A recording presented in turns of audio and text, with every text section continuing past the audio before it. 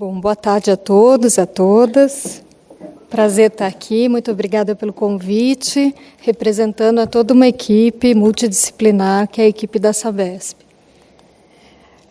Um pouquinho da nossa história. A Sabesp foi fundada em 1973, tem um patrimônio líquido de 27 bilhões, hoje já está crescendo conforme nós vamos aí trazendo novos resultados. Nossa missão é basicamente prestar um serviço de qualidade, trazer o saneamento para todos e conseguir universalizar tal qual o marco regulatório preconiza, né?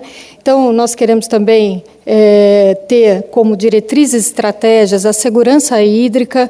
Vocês sabem, todos nós aqui estamos vivenciando essa questão da mudança climática, isso impacta frontalmente o negócio de saneamento no país e no mundo, e por conta disso nós temos que todo o tempo estar à frente do tempo, buscando planejar e entender melhor as questões de segurança hídrica. Para isso, a gente tem feito, trabalhamos muito com a questão de prospecção, de olhar o futuro no sentido do manancial em si, nas questões climáticas, nas tendências existentes e nas tendências em termos de reservação e volume de reservação nos mananciais. Temos hoje 376 municípios nos quais nós operamos dentro do estado de São Paulo. Tínhamos 375, recebemos agora acabou agora o leilão recentemente de Olímpia e fomos agraciados com esse leilão, então temos 376 municípios. E, então, dentro das diretrizes estratégicas do nosso dia a dia, é olhar para a segurança hídrica, e essa segurança hídrica, conforme a gente comentou, prospectando volumes e olhando uma forma renovável de conseguir água para a metropolitana e também para os municípios onde nós atuamos. Hoje, na metropolitana, por conta da última crise hídrica ocorrida, foram feitas todas as obras de infraestrutura que garantiram uma flexibilidade operacional. Hoje a gente consegue operar os sistemas de maneira a expandir um pouco do Cantareira ou reduzir o Cantareira, podendo fazer mudanças estratégicas para que a gente consiga ter essa resiliência.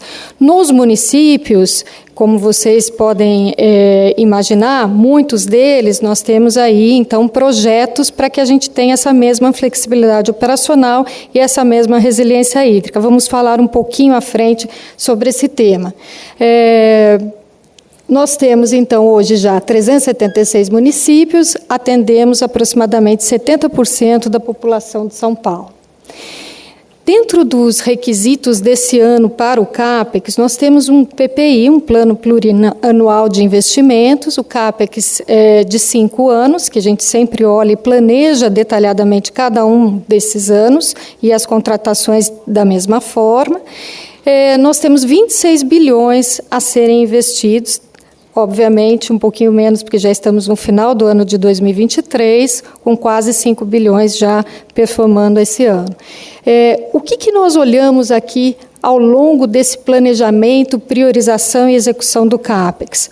Obviamente, tudo que for requisito para complementar, contemplar a universalização dos serviços, ou seja, ter 100% de água, ter, no mínimo, 90% de coleta, 90% de tratamento de esgotos. E, além disso, tudo que é relativo à compliance ambiental, ou seja, o que tem dentro das nossas licenças, dentro das nossas outorgas, dentro dos nossos termos de ajustamento que eventualmente tenhamos em alguns dos nossos municípios, o que nós temos que inserir de CAPEX para cada uma dessas obrigações legais que nós temos. Então, esse é especificamente o que a gente vem trabalhando aqui e que nós fizemos toda a revisão desse PPI. Obviamente, para o ano que vem, teremos um novo PPI já avaliado novamente, entendendo se existe alguma emergência ou não, e recompactuando isso. Nesse caso aqui, para que a gente atinja a universalização, conforme preconiza o marco regulatório, até 2033, nós temos 56 bilhões a serem investidos ainda dentro desses 376 municípios. E aí, aqui, além, obviamente, do compliance ambiental, dos atendimentos e da universalização, do marco regulatório, obviamente, resiliência hídrica, tudo que tem a ver com riscos operacionais que eventualmente estejam ocorrendo, ampliação de receita, aumento de eficiência, redução de custos e custo do capital financiamento, e o financiamento existente para cada um deles. Então, é assim que nós estamos hoje dentro do nosso PPI, só para que se tenha uma ideia. Hoje a gente já tem, desses 5 bi em 2023, 85% já em execução, e vamos estar aderentes a esse 2023, e agora estamos replanejando 2024, agora já olhando para o horizonte detalhado até 2028. Bom, um dos nossos principais desafios aqui, junto, inclusive, às nossas metas de atendimento e universalização, é trazer a despoluição plena da bacia do Tietê. A gente sabe que o Tietê é um rio extremamente longo, ele tem 1.100 quilômetros, ele percorre todo o estado de São Paulo, ele sai, aí a nascente dele em Salesópolis, ele passa todo o estado praticamente e vai chegar ali no Mato Grosso do Sul. O que a gente tem de principais afluentes do Tietê, aqui na região metropolitana? Nós temos o Rio Pinheiros, que foi uma experiência extremamente relevante para a Sabesp, a despoluição, vamos dizer assim, a retirada do esgoto do Rio Pinheiros, né? Então, isso para a gente foi muito importante, foi uma experiência fundamental para que a gente pudesse trilhar e planejar a despoluição ou a retirada dos esgotos do Tietê. Então, aqui nós vemos os principais afluentes, o Tamanduateí, o Baquirivu-Guaçu, e aqui a nascente em Salesópolis. O que a gente percebe, o Pinheiros é um dos principais afluentes aqui na região metropolitana, mas o que nós percebemos aqui é que existe uma complexidade bastante grande, uma população bastante relevante e uma densidade populacional bastante importante aqui no Tietê. A Sabesp ela nunca deixou de trabalhar o Tietê, né? Eu vou trazer alguns slides. O nosso grande desafio hoje é adentrar, basicamente, as áreas de comunidades, as áreas mais vulneráveis, as áreas que hoje, de fato, se adensaram e criaram aí essa questão toda de não termos coleta nesses locais dentro da região metropolitana. Além disso, temos alguns municípios que estão agora aderentes à Sabesp, né, são contratos também da Sabesp, como Guarulhos, que entraram há pouco, em 2019, e por conta disso, muitas obras em andamento, nós temos hoje, só em andamento em Guarulhos, para coleta e afastamento de esgoto, 600 milhões, já em andamento, em execução. 2 estações de tratamento, coletores tronco, afastamento, elevatórias, e a rede domiciliar também para lugares onde não existem. Então, assim como Guarulhos, temos tantos outros municípios que já estão também neste mesmo processo de evolução. Mas hoje, o nosso grande desafio dentro do Tietê, na região metropolitana, é basicamente essa questão da infraestrutura, de adentrar efetivamente dentro das áreas vulneráveis, e aí tem que ser um trabalho bastante integrado, não só da Sabesp, mas um trabalho integrado junto com os demais órgãos aqui, tanto do município de São Paulo, como da região metropolitana. Um pouquinho da nossa história do projeto Tietê, ele começa em 1992, né? Ele segue até hoje. Qual que eram os grandes desafios? Reduzir a carga orgânica, existia coleta, mas não existia, de fato, o afastamento que se faz com aqueles coletores troncos, os emissários, e também a gente precisava, na época, melhorar a questão do tratamento de esgoto. Então, por isso, precisávamos reduzir a carga orgânica existente dentro do rio, que era lançada no rio, e ampliar e otimizar a coleta, o afastamento e o tratamento. Até o momento, já foram investidos 3,5 bilhões de dólares, né, nessa região. Vou mostrar um pouquinho do mapa que você tem hoje. Já foram implantados 5.000 quilômetros de redes coletoras, principalmente na região metropolitana de São Paulo, coletores troncos e interceptores, né, 2 vezes, vamos dizer, a distância de São Paulo, Belém do Pará, só para a gente ter uma ideia.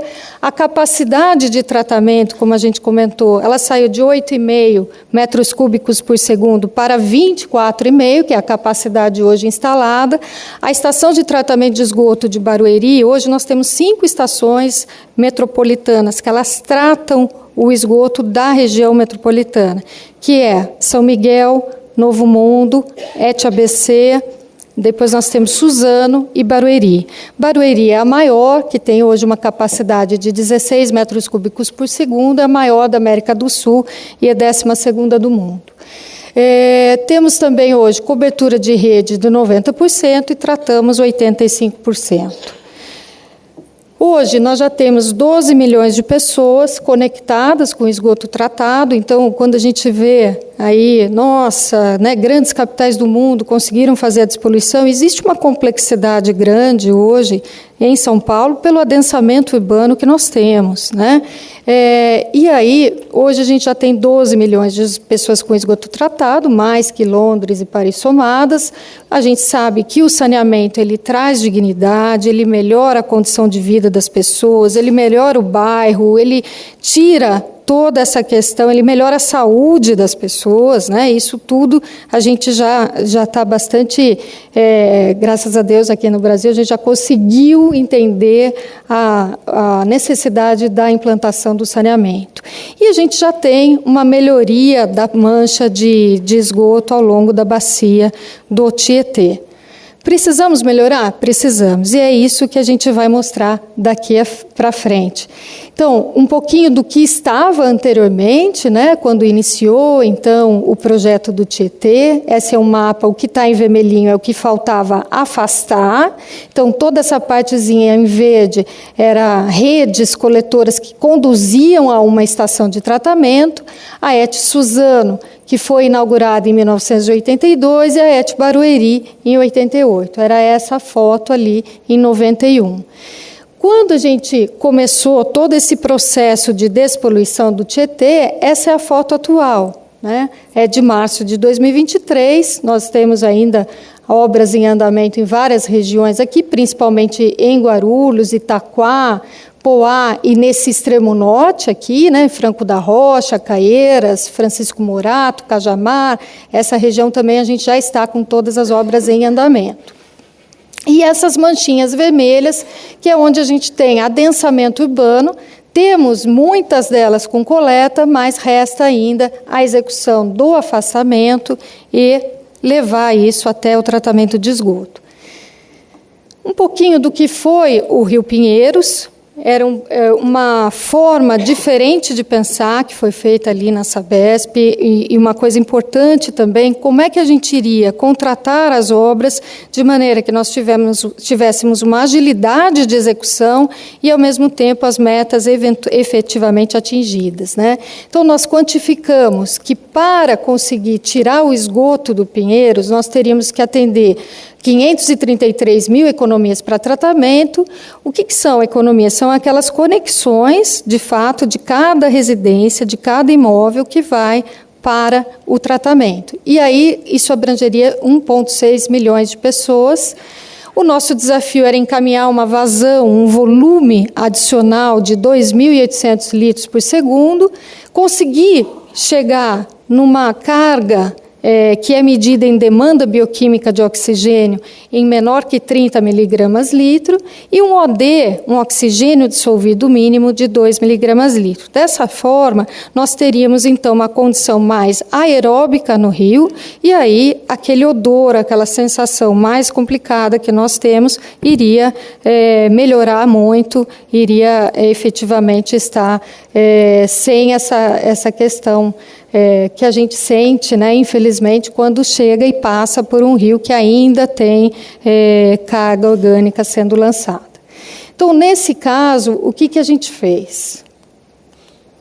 Nós fizemos uma estratégia de programa de performance, então todas as contratações foram feitas com essa base para garantir a condição aeróbica do rio. O Rio Pinheiros, para aqueles que conhecem bem, sabem que ele tem uma velocidade bastante baixa, e no trecho do Baixo Pinheiros ele também passa por uma reversão, muitas vezes quando tem chuvas. Essa reversão pode afetar um pouco a qualidade do Baixo Pinheiros, porque você tem aí a entrada do Rio Tietê nele, quando está acontecendo essa questão de chuvas, ali no caso da operação da EMAI. Então, por conta disso, a gente tinha que garantir esse oxigênio dissolvido e a gente tinha que conseguir, então, reduzir essa carga orgânica remanescente. Então, o que foi feito? Nós fizemos, para melhorar o fluxo de caixa da companhia e melhorar os investimentos, para que a gente conseguisse fazer todo o investimento num curto período de tempo, nós fizemos uma contratação por performance, onde nós tínhamos o ciclo de vida do contrato, 18 a 24 meses para a execução das obras, efetivamente, né, a implantação das redes coletoras, a implantação do afastamento, e depois uma apuração de 12 meses, onde a gente apurava a performance muito olhando carga orgânica remanescente, então coletava-se a amostra e fazia-se análise, e também número de economias conectadas ao sistema. Além disso, para algumas áreas, nós fizemos também unidades de recuperação da qualidade do rio, onde nós temos 5 hoje instaladas, onde a gente capta a água do rio, trata e depois devolve para esse mesmo rio, já sem a questão da carga orgânica. Além disso, fizemos um projeto inovador com uma equipe dos Estados Unidos e também de empresas locais aqui de São Paulo, que nos apoiaram muito, que junto com a equipe de inovação, a injeção de oxigênio dissolvido supersaturado em alguns trechos do Pinheiros, onde a velocidade é extremamente baixa e a gente eventualmente poderia ter uma condição de anaerobiose. O que é anaerobiose? É quando você tem oxigênio dissolvido muito baixo, quase zero, e aí você cria uma condição para que as bactérias anaeróbicas se desenvolvam e liberem sulfeto ou ácido sulfídrico, que é o que causa o odor. Então, a premissa de todo esse sistema, porque dentro do Pinheiros, uma das coisas que a gente mais fez também foi uma mobilização social. Quando a gente adentra as comunidades, nós precisamos fazer todo um trabalho social antes mesmo de iniciar qualquer obra, de qualquer projeto. A gente entra com a equipe de socioambiental, que vai mapear, vai entender os desejos, vai entender o que precisa ser modificado naquela localidade, naquela comunidade, para que a gente efetivamente depois consiga fazer as obras de maneira mais efetiva e eficaz. E aí tem todo um trabalho muito bonito feito por essa equipe, que conseguiu mapear em cada uma dessas comunidades que a gente adentrou, quais eram as necessidades a serem feitas ali, e aí era feito um trabalho social, desde aulas, até oficinas de treinamento e capacitação, até melhorias de pontos de coleta de resíduos e lixo, enfim, cada comunidade tinha ali a sua necessidade, e isso também foi bem mapeado. Então, foram 19 contratos com execução simultânea e nós investimos 1,7 bilhões de reais na época. E quais foram os resultados? A gente tinha uma perspectiva de ligar... um minutinho só. 533 mil economias, nós efetivamente conseguimos chegar a 649 mil economias. As empresas que ali participavam e que efetivamente fizeram acontecer em conjunto conosco, elas tinham, então, uma performance... Meu tempo está esgotado? Então, gente, eu vou só passar rapidamente, a gente fica à disposição. A bacia do Tietê, só passando um pouco aqui, na bacia do Tietê, nossas prioridades vão ser ampliação das estações, das 5 estações de tratamento. Nós temos que, então, ontem nós tivemos um chamamento público feito para todas as empresas nacionais e internacionais para ampliação desses sistemas, porque toda a carga instalada já foi consumida ali com Pinheiros, agora nós precisamos ampliar isso, então foram 14 metros cúbicos por segundo que a gente vai ampliar, mais 590 quilômetros de interceptores e coletores, mais 6 mil quilômetros de redes coletoras. Esse é o projeto que a gente tem por mostrar, são 2.560.000 economias só na região metropolitana. Vou passar mais rapidinho. As ETs, elas entram agora com uma modernização dentro do conceito de economia circular, então tudo que é resíduo vai ser reciclado, reutilizado, e muito do que foi falado aqui, o próprio biogás gerado no sistema, a gente tem uma experiência muito boa feita entre a operação e a equipe de inovação em Franca, onde nós aproveitamos todo o biogás, o biometano gerado para abastecimento da frota. Aqui nós temos um potencial muito grande das 5 ETs de aproximadamente 150 mil metro cúbico dia ali de aproveitamento de biogás a ser feito, beneficiamento do lodo. Então, essas estações, elas passam a ter uma modernização além da ampliação necessária. Acho que é isso, os desafios são imensos, precisa de uma integração plena entre os órgãos, uma integração entre os municípios. Mais uma vez, o Pinheiros ele foi efetivamente uma experiência importante para nós, para que a gente conseguisse entender a complexidade, tanto junto com nossos parceiros também, que estiveram nos apoiando e fazendo a execução desses projetos e obras. E aí, hoje, esse projeto é um projeto também coordenado pela Secretaria do Estado, a CEMIL, que integra, então, faz toda uma integração entre todos os órgãos, DAE, Departamento de Água e Energia Elétrica do Estado, SABESP, CETESB, consórcios de bacias, para que a gente efetivamente consiga passar. Resiliência hídrica, temos algumas questões de plantas dessalinizadoras, tanto no litoral norte como no litoral sul. Barragens já em execução de Botucatu, uma barragem muito bonita, que está no momento aí final de execução, agora fazendo só a parte de retirada de animais, para que efetivamente a gente possa progredir com o enchimento, e a barragem em Itupeva, São José, para que a gente tenha resiliência hídrica nessa região. Além disso, estamos hoje construindo 44 plantas de usinas fotovoltaicas, 9 já em operação, e esse ano a gente performa mais 22, para que a gente consiga diversificar a nossa matriz de energia elétrica. Muito obrigada. Desculpa.